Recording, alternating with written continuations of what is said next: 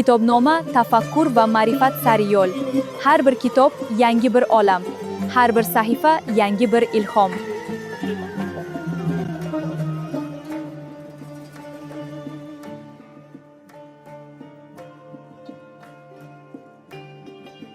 Adabiyot insoniyat tafakkurining eng nozik qatlamlarini o'zida jamlagan ma'noviy xazina, xalq ruhining tarixiy guvohidir. Turk adabiy makoni, ayniqsa o'zbek she'riyati asrlar davomida Xuroson, Movarunnahar va keng Turkiston hududlarida shakllanib borgan. Ana shu ma'naviy merosni o'rganish, tizimlashtirish va kelajak avlodga yetkazish bugungi adabiyotshunoslikning eng muhim vazifalaridan biridir. Bugungi O'zbekpedia TV kitobnoma dasturimizda ana shunday yirik ilmiy adabiy mehnat mahsuli bo'lgan muhim asar bilan tanishamiz.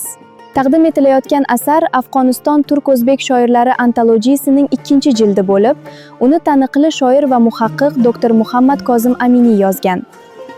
Mazkur asar Afg'oniston hududida yashab ijod qilayotgan o'zbek shoirlarining hayoti va boy ijodiy merosini ilmiy asosda jamlagan muhim manbadir.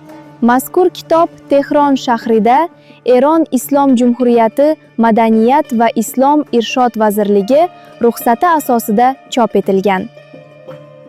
Asar muallifi Muhammad Kozim Aminiy, ilmiy muharriri esa Muhammad Halim Yorqin bo'lib, kitob puxta ilmiy tahrirdan o'tkazilgan.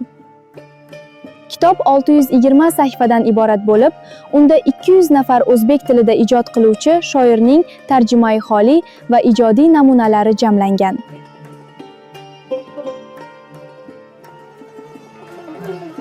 Shoirlar alifbo tartibida joylashtirilgan bo'lib, bu ilmiy tizimni mustahkamlab, kitobdan foydalanish qulayligini ta'minlaydi. Asarning ilmiy tuzilishi bir necha asosiy bo'limlardan tashkil topgan bo'lib, har biri alohida ilmiy ahamiyatga ega.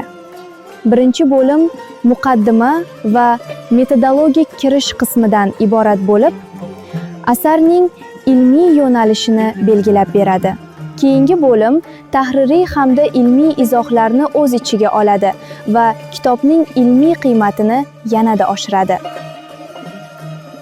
Asarda zamonaviy o'zbek shoirlarining tarjimoi hollari hamda ularning sara ijodiy namunalariga keng o'rin ajratilgan.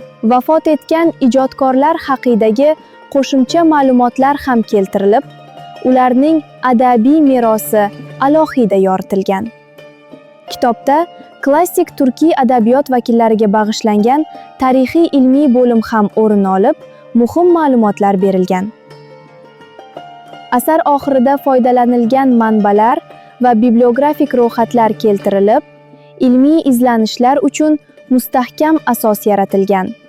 Asarda Alisher Navoiy, Bobur Mirzo va Husayn Boyqaro kabi mumtoz siymolar bilan birga boshqa tarixiy adabiy qatlamlar ham yoritilgan. Mazkur antologiya turk-o'zbek adabiyotining 14-asrdan 21-asrgacha bo'lgan uzluksiz tarixiy taraqqiyotini o'zida mujassam etadi. Unda Xuroson adabiy maktabi, tarixiy Turkiston muhiti va zamonaviy Afg'oniston o'zbek she'riyati ilmiy asosda tahlil qilingan. Mazkur asar nafaqat adabiy to'plam, balki turk adabiy xotirasini hujjatlashtiruvchi muhim ilmiy manba sifatida ham qadrlanadi. Xulosa qilib aytganda, Afg'oniston turk-o'zbek shoirlari antologiyasining 2-jildi adabiyot tarixini o'rganishda muhim o'rin tutadi. Dr. Muhammad Kozim Aminiyning ushbu asari o'zbek adabiy merosining geografik kengligi, tarixiy davomiyligi va boyligini namoyon etadi. Hurmatli ko'ruvchilar, bugungi O'zbekpedia TV kitobnoma dasturimiz shu yerda o'z nihoyasiga yetdi.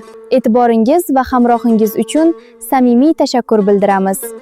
Bu kitobni saytimiz o'zbekpedia.com dan yuklab olishingiz mumkin. Bizni YouTube, Facebook, X va Instagram sahifalarida kuzatib borishni unutmang. Yangi adabiy uchrashuvlarda ko'rishguncha!